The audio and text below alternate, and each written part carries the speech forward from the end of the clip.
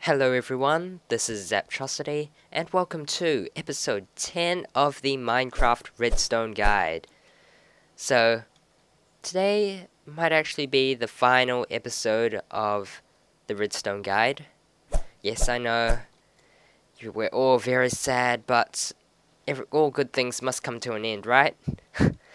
Well, it's been a fun series. But I hope you guys learned a lot, and today we're going to test our knowledge. So today we're going to learn on how to build those redstone creations and how to kind of plan things out so we can, well, not me, but you can build your very own creations for yourself. So, you can solve those door problems or farm problems, build your very own contraptions yourself. So that's what we're going to look into today, how to do that. But before we begin, I would like to ask you guys, do you have any other things you want to know about Redstone? Because this might actually not be the final episode.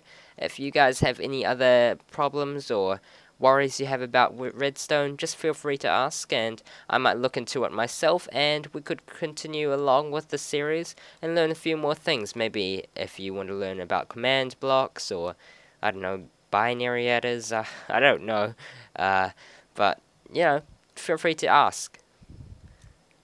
Okay, so moving on to today's episode. So we're going to look in how to build your very own contraptions. Building your very own redstone creations can be quite difficult. It involves a lot of logic and planning and ideas. But this is how I build my contraptions. So my way is I have a 5-step process: idea, plan, design, test, and compact. So some people might do things differently, but this is how I really do my redstone creation designing. So to go a little more in depth, the idea, the first part, is kind of like an idea, or like idea is the only word I got for what this might be. Maybe an idea, a problem you might have.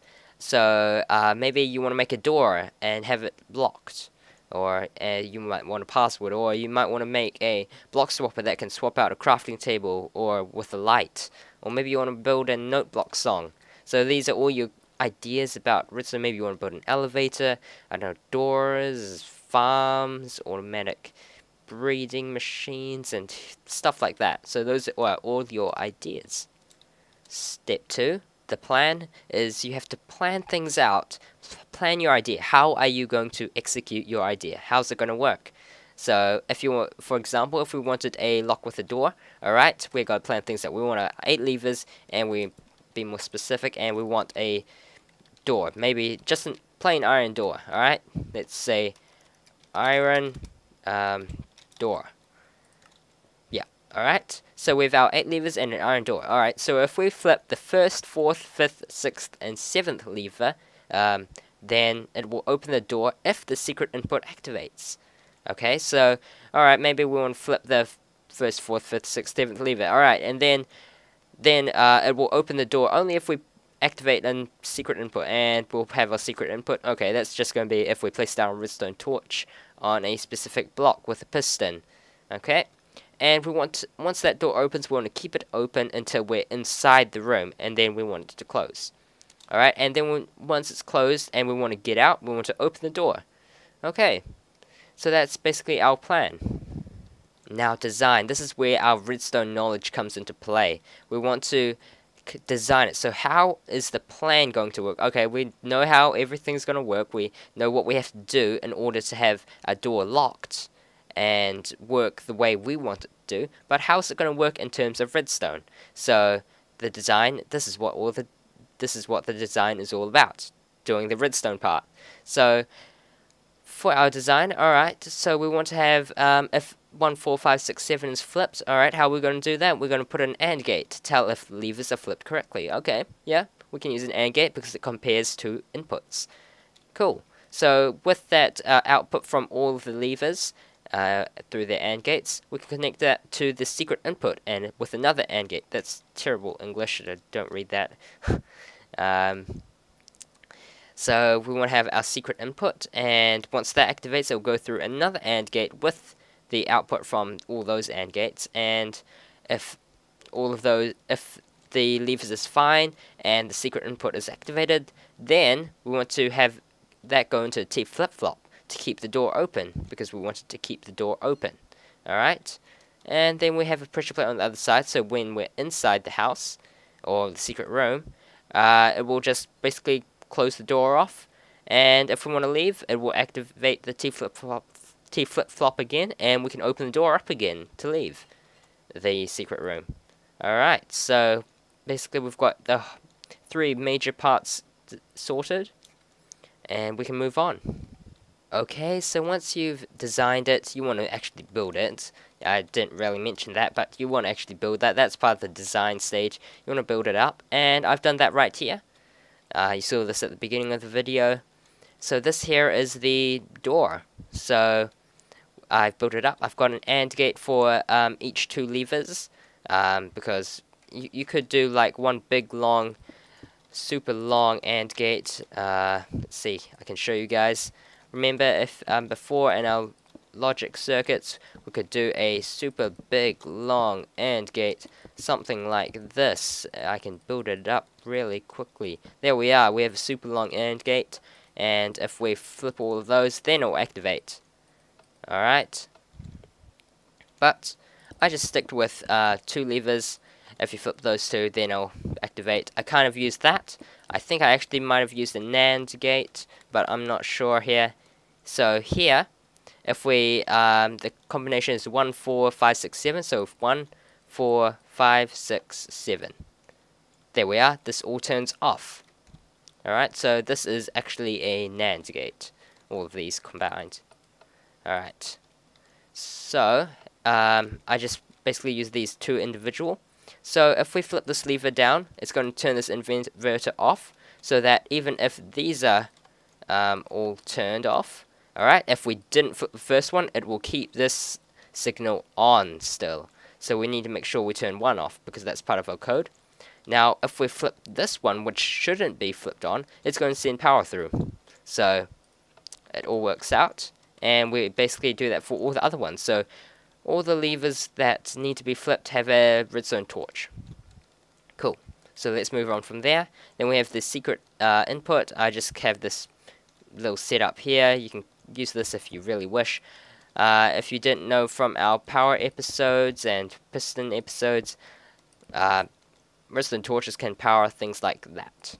Alright, because it's the redstone torch, it basically does this, and indirectly powers around it, and directly powers the block above it. That direct power block powers everything around that. And this block here, this is part of the piston buds.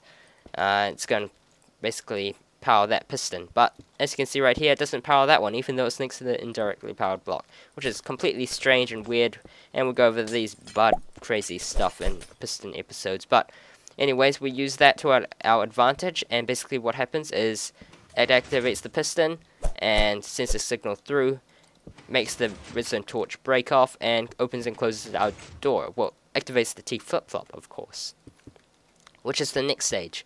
So we have our AND gate here, getting the signal from the levers and the secret input. So if this is what the code was wrong, then this would be on, and our secret input would do absolutely nothing because the code is wrong. But when it is right, there we are. This turns off, and the AND gate can function. So we have our T flip-flop design, and our door opens and closes. Perfect. And inside we have our pressure plate, like on our design, and it basically activates the T flip-flop again, and the door closes. Perfect. And we can also walk out, and the door opens. I guess we could do that too, but this is a problem. Now that we enter the door, and we can close it, cool, and then we can leave, this door stays open. So maybe we want to actually close it. So this is the thing about redstone. There are always problems and things you might want to improve.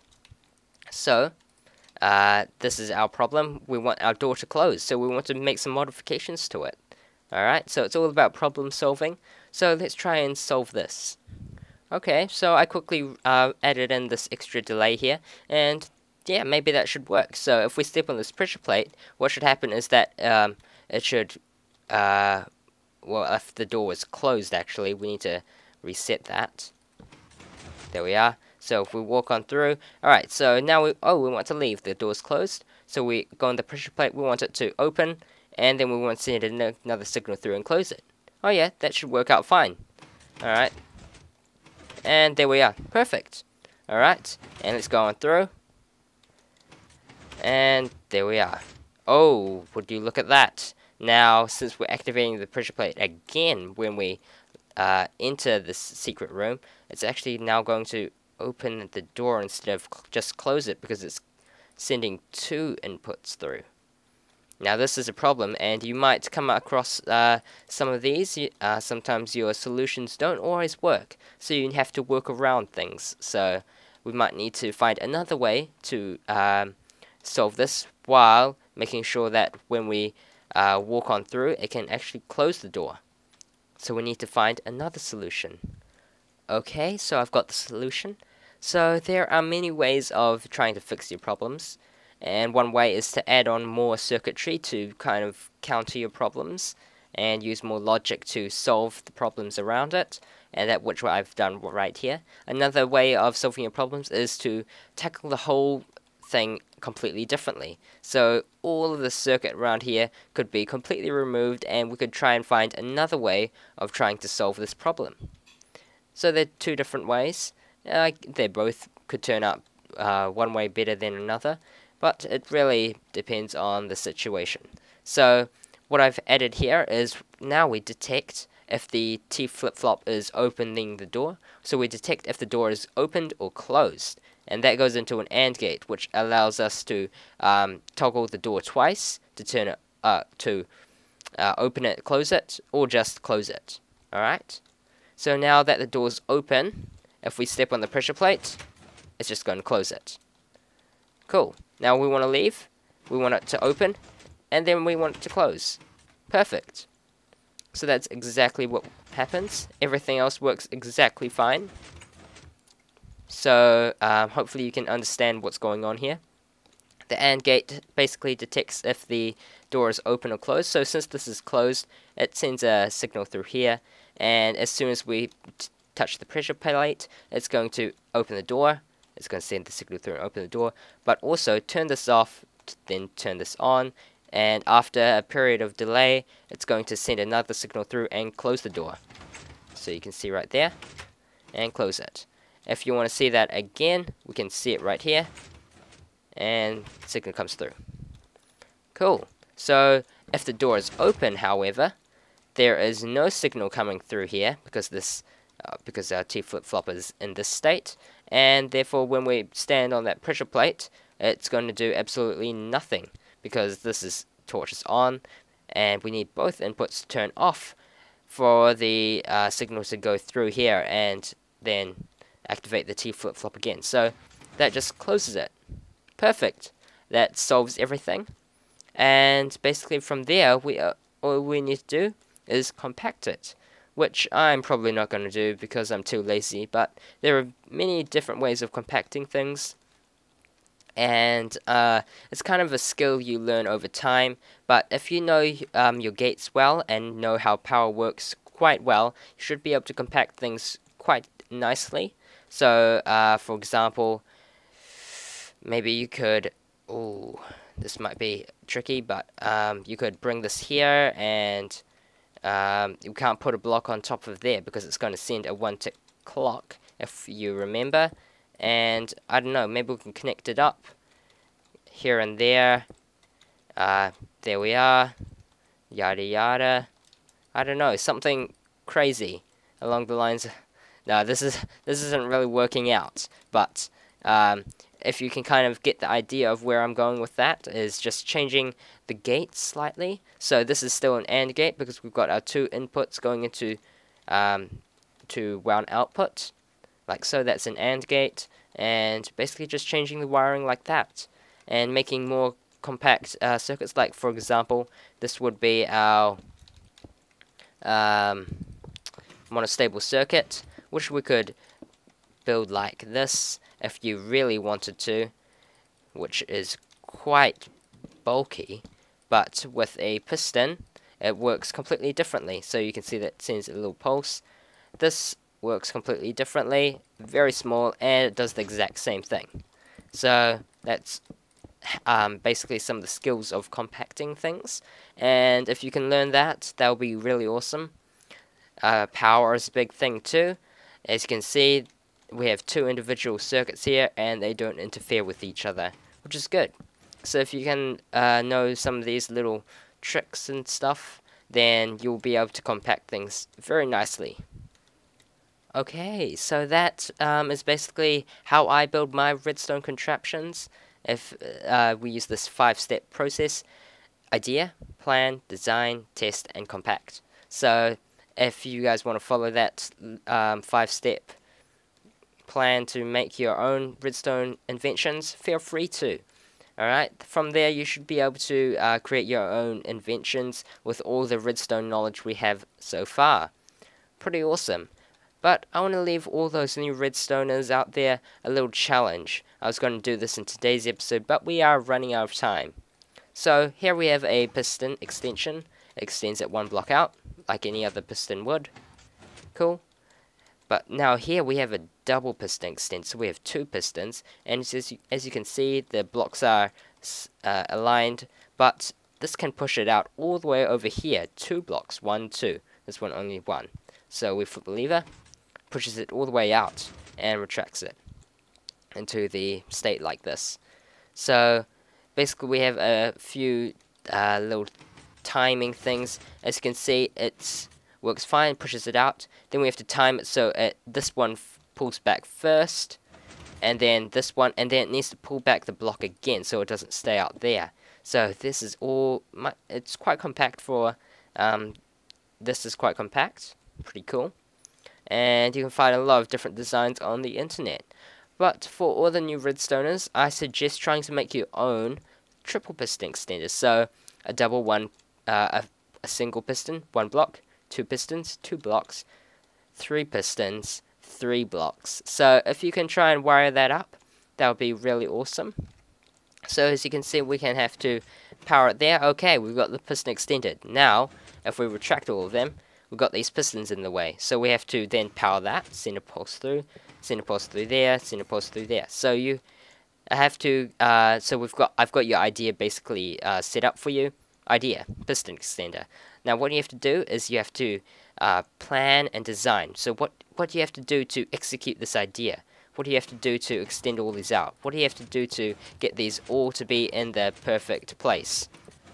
Alright, how do you go and do that? Then now, what redstone mechanisms and gates are you going to have to use for the piston extender?